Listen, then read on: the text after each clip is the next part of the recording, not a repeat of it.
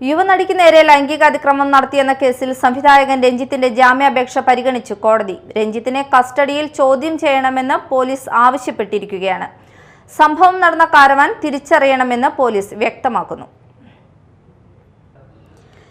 തനിക്കെതിരായ പരാതി വ്യാജമാണെന്നും പരാതിക്ക് പിന്നിൽ ഗൂഢാലോചനയാണെന്നും ജാമ്യാപേക്ഷയിൽ രഞ്ജിത്ത് പറയുന്നു.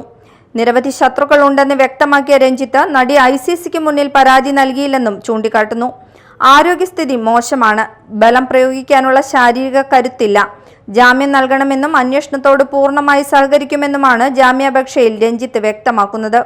ഫോർട്ട് കൊച്ചിയിലെ ഷൂട്ടിംഗ് സെറ്റിൽ ഈ മാസം ജനുവരിയിൽ യുവനടിക്ക് നേരെ കാരവാനുള്ളിൽ വെച്ച് രഞ്ജിത്ത് ലൈംഗിക അതിക്രമം നടത്തിയെന്നാണ് കേസ്.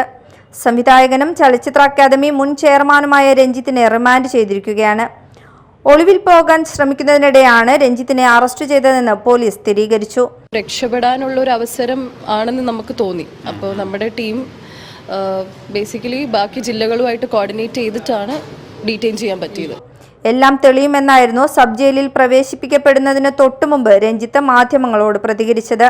Media time, Kochi.